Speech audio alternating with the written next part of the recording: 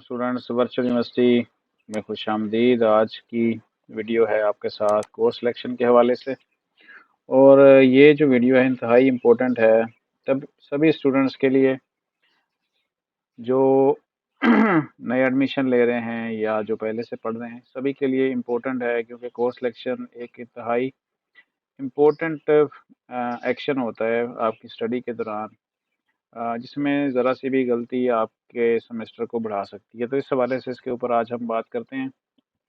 Complete कोशिश करेंगे आपको समझाने की, बताने की। आ, उससे पहले आप हमारे इस चैनल को सब्सक्राइब कर लीजिएगा, वर्चुअल यूनिवर्सिटी कानपुर कैंपस का ऑफिशियल चैनल। और इसको सब्सक्राइब करने से फ़ायदा ये होता है कि इसके नोटिफिकेशन आपके मोबाइल के ऊपर आ जाते हैं। आपको हर दफ़ा जाके यूट्यूब के ऊपर लाखों वीडियोस के दरमियान आपको ये ढूंढना नहीं पड़ता। तो इसलिए कहा जाता है कि आप इसको सब्सक्राइब कर लें। इसके अलावा इससे रिलेटेड मालूमात वीयू की स्टडी के हवाले से आप हमारे फेसबुक पेज के ऊपर भी देख सकते हैं। ये भी आप सब्सक्राइब कर लेंगे या फॉलो कर लेंगे तो आपको मालूमात मिलती रहेंगी। उसके अलावा हमारी वेबसाइट है, इसके ऊपर भी सेम वीयू वाली मालूमात हैं। और चलते हैं आज की वीडियो में। जो वीडियो हमारी है कि कोर्स सिलेक्शन, आपको पता है कि जैसे एक फाल 2023 की ओपन हो चुकी है, तो इस हवाले से ज़रूरी बातें कर लेते हैं। कोर्स सिलेक्शन कैसे करनी है, कौन कौन कर सकता है, कौन कौन नहीं करेगा, और क्या ये ज़रूरी है या नहीं ज़रूरी। और इसमें इंतहाई इम्पोर्टेंट जो बातें हैं, जो स्टूडेंट बाज़ औक़ात गलती कर लेते हैं या इग्नोर कर लेते हैं कोर्स सिलेक्शन करते हुए, उन बातों के ऊपर हम ज़रा देख लेते हैं, रोशनी डालते हैं। तो चलते हैं सबसे पहले अनाउंसमेंट की तरफ, जो वीडियो की साइट के ऊपर आई हुई है। और वो देखें तो ये आई थी 2 अक्टूबर को, और आज 4 है। मैं 2 दिन बाद वीडियो बना रहा हूँ, चूँकि मेरी कुछ तबीयत ठीक नहीं थी, इस वजह से आपके साथ ये फौरी तौर पर वीडियो नहीं अपलोड कर सका मैं। अगर हम इसको पढ़ना बहुत ज़रूरी है। मैं शुरू से ही स्टूडेंट को जो हमारे कैंपस में या दाखिला लेने के लिए आते हैं कि इसमें आपको पढ़ना ज़्यादा पड़ता है। पढ़ने से मुराद है कि सुनना कम और पढ़ना ज़्यादा। जैसे यहाँ स्क्रीन के ऊपर है, तो ये आपको पढ़ने से समझ आएगी, ना कि सिर्फ देखने से। तो अब आ जाएं ज़रा इसके ऊपर। क्लासेस स्टार्ट होनी है 16 अक्टूबर से, जैसा कि बताया गया है। कोर्स कैलेंडर जो है फॉल 2023 का, उसके ऊपर जैसा कि उन्होंने बताया हुआ है 16 अक्टूबर से क्लासेस स्टार्ट होनी है। उससे पहले कोर्स सिलेक्शन ओपन होनी है। याद रखें, वर्चुअल यूनिवर्सिटी में जितने भी स्टूडेंट हैं, चाहे वो नए हों पुराने हों, उनको कोर्स सिलेक्शन नेक्स्ट सेमेस्टर के लिए करनी पड़ती हैं, सवाए फर्स्ट सेमेस्टर के। उसमें भी चंद एक डिग्रीज़ हैं जिसमें कोर्स सिलेक्शन करनी पड़ती है, यानी सारे सब्जेक्ट उनके सेलेक्ट होते हैं, लेकिन उसमें से सिर्फ उनको एक आधा अल्टरनेटिव लेना होता है। यानी इस्लामियात है तो एथिक्स है नॉन मुस्लिम और मुस्लिम के लिए, और एक आधा फिज़िक्स 101 या फिज़िक्स 401, इनमें से एक लेना होता है।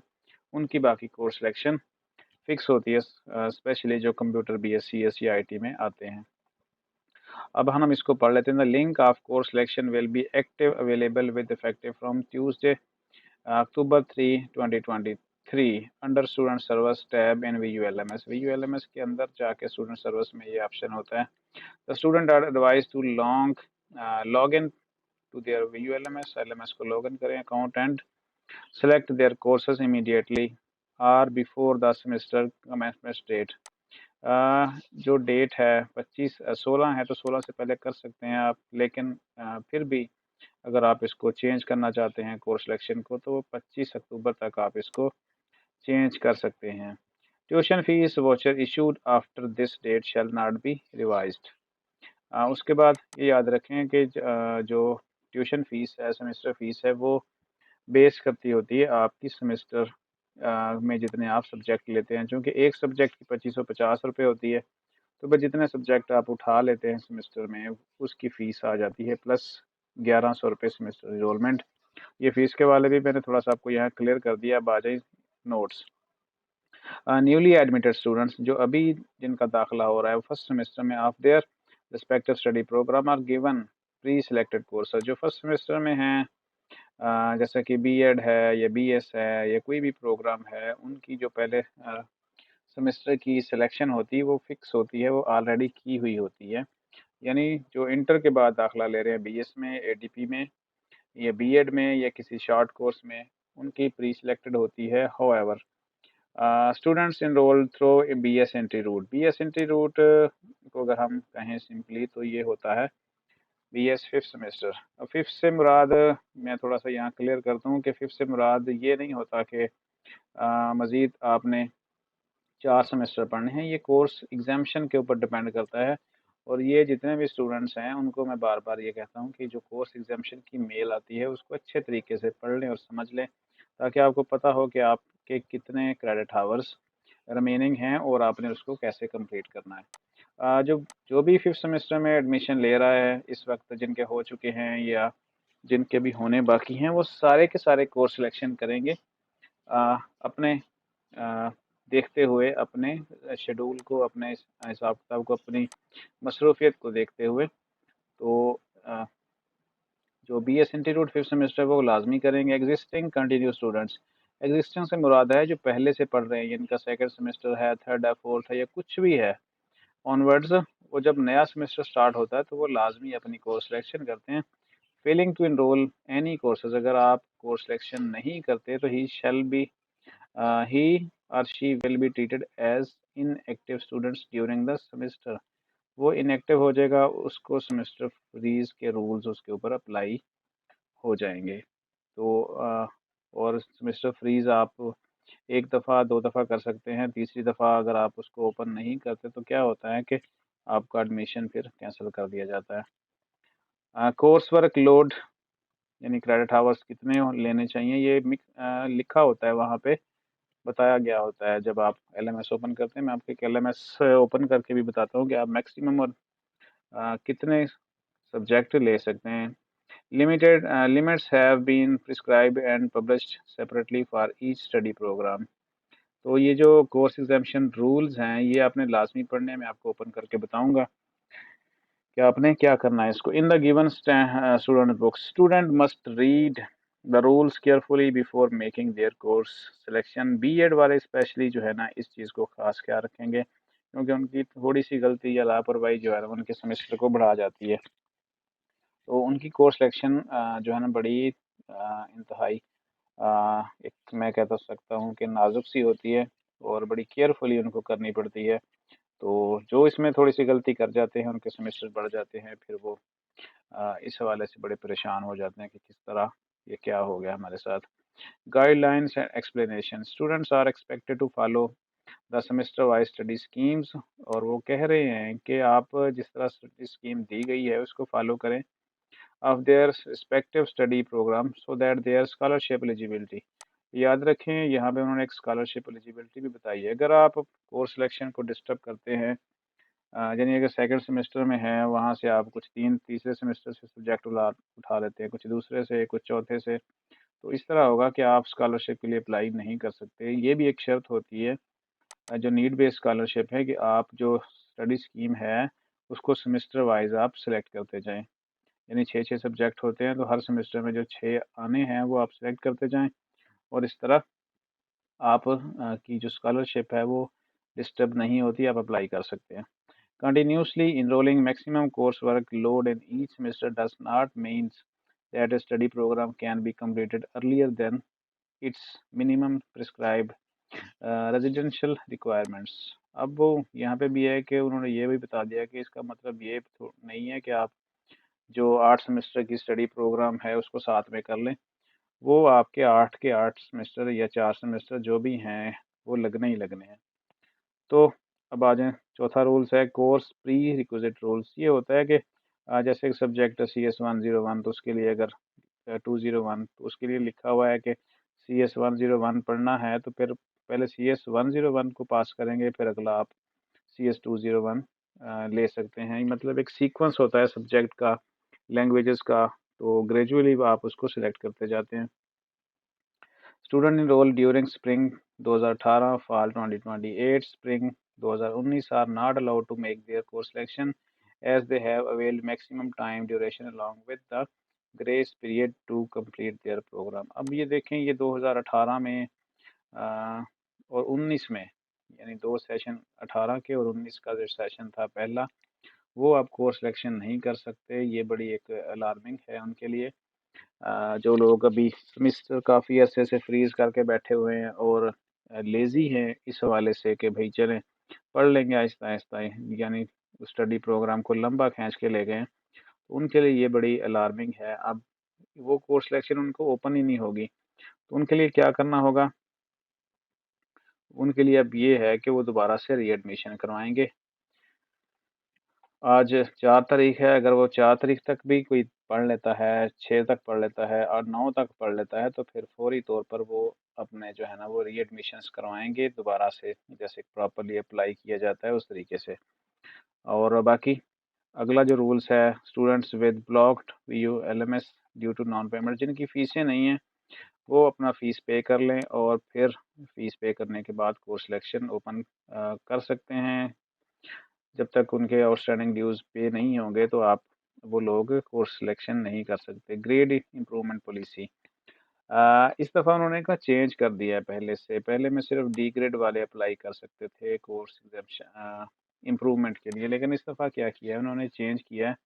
अब सी और डी, डी तो था ही, बी और सी जिसमें माइनस बी और सी वाले भी अप्लाई कर सकते हैं अगर वो चाहें तो अपने स्टडी स्कीम को इम्प्रूव कर सकते हैं, पढ़ सकते हैं। लेकिन अगर उनकी सीजीपी ठीक चल रही है तो मैं रिकमेंड नहीं करता कि वो दोबारा से उसको इम्प्रूव करें। Guidelines and explanations, failed courses can be repeated until qualified, यानी अगर कोई सब्जेक्ट फेल हो जाता है तो वो दोबारा से सिलेक्ट करना होगा जब तक वो पास नहीं हो जाता। Improved better grade of A course will substitute replace the previous lower grade and eventually increase the CGP। अगर आप इम्प्रूव करते हैं किसी सब्जेक्ट को तो पिछला जो सब्जेक्ट था जिसकी फ़र्ज़ करें सीजीपी 2 थी और दोबारा आप उसको रिपीट करते हैं तो आप वहाँ पे आ जाती है 3, तो 2 वाला जो है ना सब्जेक्ट वहाँ से रिमूव कर देंगे और वहाँ उसकी जगह पे 3 वाली सीजीपी अपडेट कर दी जाएगी। However in a case of non improvement of grades, अगर इम्प्रूव नहीं करते the previous better grade will be stand and continue towards CGP calculation. अगर आप इम्प्रूव करते हैं और पहले से भी कम नंबर आ जाते हैं तो जो पहले थे आपके यानी 2 थे और दोबारा आप रिपीट करते हैं तो वहाँ पे 1.5 आ जाती है सीजीपी, या 2 से भी कम आ जाती है तो 2 वाली आपकी वहाँ पे सस्टेन रहेगी। और दूसरी बात यह है कि in any of subsequent semesters a student may repeat once those courses of the previous semester. एक दफ़ा आप उसको रिपीट कर सकते हैं, बार बार एक ही सब्जेक्ट को रिपीट नहीं कर सकते। In which she secured the lowest grade only before completion of entire course work program and marks pass out. Pass outs पहले पहले पहले आप यानी आखिरी सेमेस्टर में पास होने से पहले पहले आप इम्प्रूवमेंट के लिए अप्लाई कर सकते हैं। अगर कुछ इश्यूज़ हैं तो फिर आप क्या कर सकते हैं, यहाँ पे कुछ चीज़ें लिखी हुई हैं, ईमेल्स हैं, फ़ोन नंबर्स हैं, आपने इनके ऊपर रब्ता कर लेना है। अब यहाँ पे देखें कोर्सेज़ हैं एमसीएस वाले, इस ईमेल के ऊपर सपोर्ट सिस्टम में करते हैं। सपोर्ट सिस्टम का लिंक जो वीडियो है वो मैं डाल दूँगा डिस्क्रिप्शन में और आप उसको आप देख लेंगे कि किस तरह से सपोर्ट सिस्टम में आप कर सकते हैं, कोई भी क्यू रिपोर्ट कर सकते हैं। फ़ोन नंबर यहाँ पे दिए गए हैं, इसी तरह आपने नीचे तक इसको देख लेना है। ठीक है, इसका मैं लिंक डिस्क्रिप्शन में डाल दूँगा। तो कोई भी किसी को मसला है, स्टूडेंट को कोर्स सिलेक्शन में कुछ चीज़ पूछनी है, ये ईमेल्स यहाँ पे दिए गए हैं, आप ईमेल्स के ऊपर ईमेल कर सकते हैं और उसके बाद आप यहाँ पे फ़ोन नंबर जो है उसके ऊपर फ़ोन भी कर सकते हैं। प्रोजेक्ट के हवाले से यहाँ पे मुख्तलिफ सब्जेक्ट्स हैं प्रोजेक्ट्स की, उनके ऊपर अगर आपने कुछ पूछना है तो ये फ़ोन नंबर्स दिए गए हैं बहुत सारे, इसके ऊपर आप बात कर सकते हैं, ईमेल कर सकते हैं, क्यूरी सबमिट कर सकते हैं। ये याद रखिएगा किसी भी कोई भी मसला है तो ये ईमेल्स हैं, लोगों के नाम हैं जिन्होंने ये डील करना है, जिन्होंने बताना है ये सारा कुछ, तो ये इनके ऊपर आप देख सकते हैं। हो सकता है अभी तक आपने ये चीज़ें ना देखी हों या सिर्फ इतना ही देखा हो या ये भी ना देखा हो सकता है, और सिर्फ एलएमएस आपने खोले हों और वहाँ पे आपने जाके कोर्स सिलेक्शन कर दी हो, वहाँ पे अगर कोई प्रॉब्लम नज़र आ रही हो तो फिर आप लाजमी कैंपस से रब्ता करते हैं और कैंपस वाले फिर क्या करते हैं, आपको ये गाइड करते हैं। स्पेशली तो स्टूडेंट को खुद चाहिए कि स्टूडेंट खुद भी जो भी नोटिस आता है यूनिवर्सिटी की तरफ से उसको अच्छी तरह रीड करें, समझें। तो आप इसको ना अच्छी समझ सकते हैं, फॉलो कर सकते हैं। अब यहाँ पे देखें, जो यहाँ पे शिक नंबर 5 है, हो सकता है किसी ने ना पढ़ी हो, लेकिन जिन्होंने पढ़ी है तो वो अगर इसमें से कोई स्टूडेंट अभी कोर्स सिलेक्शन कर रहा है, ठीक है, तो क्या होगा कि वो उनके तो एलएमएस अलो ही नहीं कर रहे होंगे, और वो इसी इंतज़ार में होंगे कि पता नहीं एलएमएस में कोई ख़राबी। हालांकि यहाँ पे लिख दिया गया है कि वो उनको लो ही नहीं है, क्योंकि उनका ड्यूरेशन बहुत ज़्यादा हो चुका है और वो कोर्स सिलेक्शन नहीं कर सकते। तो क्या होगा कि वो उनका एडमिशन अब दोबारा से होगा। और अगर कोई ऐसा स्टूडेंट देख रहा है तो वो रब्ता कर ले, ताकि उसको बताया जा सके कि आपने दोबारा से री एडमिशन कैसे करवाना है, क्या तरीका है। अब ज़रा हम तरीकाकार समझ लेते हैं कि आपने कोर्स सिलेक्शन करनी कैसे है। ये बात भी मैं कर चुका हूँ कि कौन कौन कर सकता है, किस किस ने करना है, वो सारी चीज़ें हमने डिस्कस कर ली हैं। क्या ये ज़रूरी है, ये भी बात क्लियर हो गई कि ये ज़रूरी है। अगर नहीं करते तो सेमेस्टर फ्रीज़ हो जाएगा, और 2 बार आप फ्रीज़ करेंगे तो तीसरी दफ़ा जब आप उसको ओपन नहीं करेंगे तो सेमेस्टर यानी कि आपका एडमिशन कैंसिल कर दिया जाता है। अब आ जाए कोर्स सिलेक्शन करनी कैसे है। तो सबसे पहले क्या करेंगे कि अपना एलएमएस ओपन करेंगे। एलएमएस ओपन करने के बाद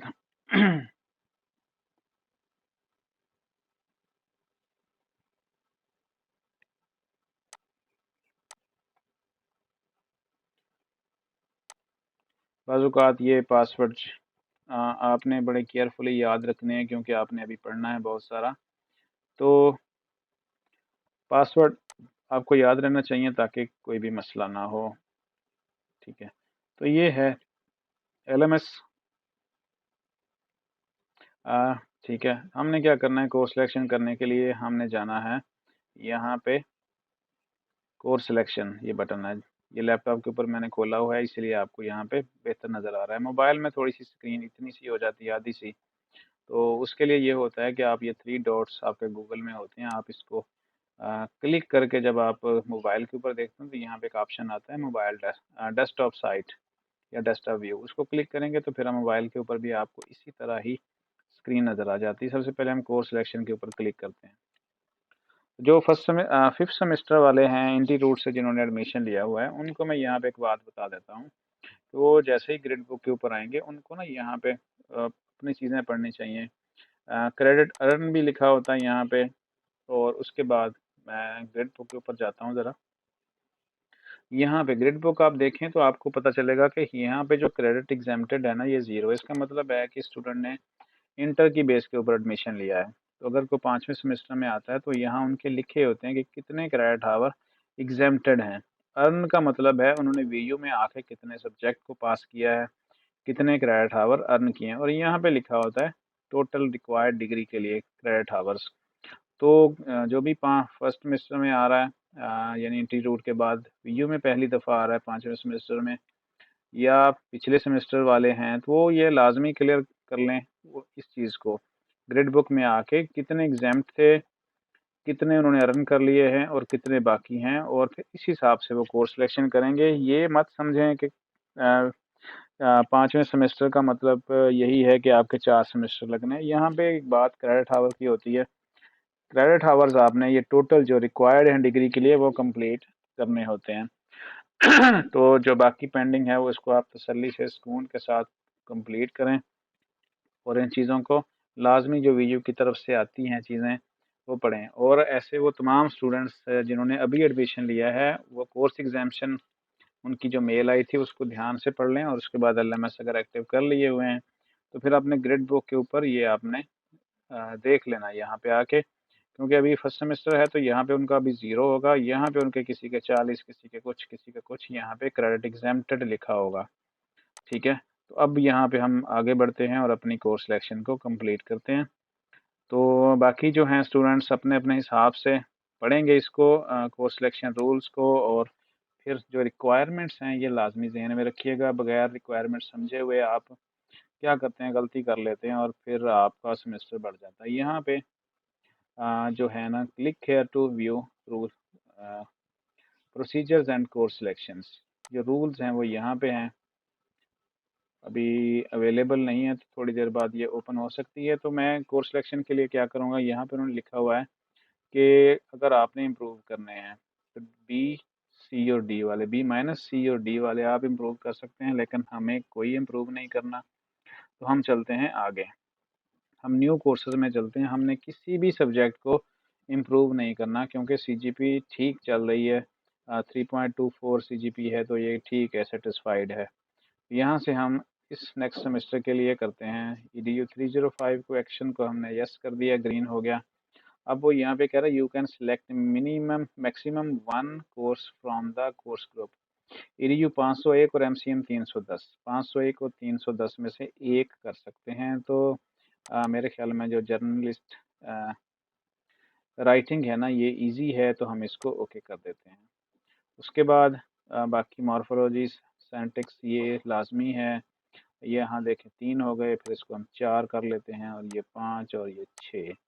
तो इस तरह हमने 6 सब्जेक्ट सेलेक्ट किए, लेकिन हम 7 भी कर सकते हैं। तो अगर हम दोनों में से जैसे कि 510 और 501 और 310 हैं, अगर हम इसको करेंगे और जैसे ही सिलेक्ट करने की कोशिश करेंगे, तो वो मैसेज आ जाता है कि इनमें से सिर्फ एक करना है। तो हम इसको 501 को हम ड्रॉप कर देते हैं। ठीक है जी, और यहाँ से हमने सेव करना है। सेव करने के बाद जो पेज ओपन होता है, वहाँ पे आ जाते हैं लोड सिलेक्टेड कोर्स। जो भी हमने सेलेक्ट किए हैं वो अब हमें यहाँ पे लोड करने हैं। लोड का मतलब है कि वो आपके होम पेज के ऊपर आ जाते हैं। ठीक है, तो यहाँ देखें 518, और अभी जो हमने चेंज किए हैं वो यहाँ पे है नहीं, यानी 507, 508। अगर हम दोबारा कोर्स सिलेक्शन में जाके देखें, कोर्स सिलेक्शन, तो हमारे ये है नहीं। ठीक है, यानी हमने क्या किया है, 305, 310, 509। तो क्या हम देखें तो होम पेज के ऊपर क्या ये आ चुके हैं? 310, 500 नहीं, ऐसा नहीं हुआ। तो जब इस तरह कोर्स सिलेक्शन कर लें और ये अपलोड ना हो, चेंज ना हो होम पेज के ऊपर, तो आपने क्या करना है, आपने साइन आउट कर देना है या लॉग आउट कर दें, और उसके बाद फिर से आपने इसको लॉग इन करना है। ये कोर्स सिलेक्शन इंतहाई तसल्ली से आपने देख लेनी वीडियो, ताकि आपको कोई प्रॉब्लम उसमें ना हो। ये हम दोबारा से उसको लॉग इन कर रहे हैं, और यहाँ पे देखते हैं कि वो हमारे जो हमने सेलेक्ट किए थे वो अब अपलोड हो चुके हैं, लोड हो चुके हैं, लेकिन यहाँ पे डिम नज़र आ रहे हैं, यानी कि हमारा माउस काम नहीं कर रहा। तो इसके लिए परेशान नहीं होना, क्योंकि स्टडी आपकी स्टार्ट होनी है 16 अक्टूबर से, तो तब तक ये सारे के सारे आपके अपलोड हो जाने हैं। और एक बात आपको बता दूं कि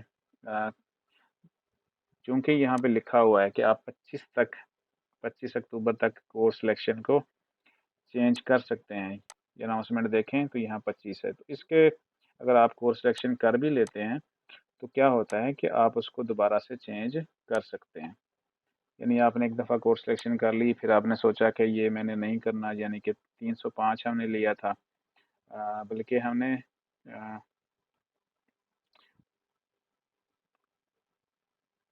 MCM 310 लिया था 501 की जगह पे। तो अगर आप इसको चेंज करना चाहें या किसी भी सब्जेक्ट को चेंज करना चाहें, तो हम कर सकते हैं जब तक ड्यू डेट बाकी है।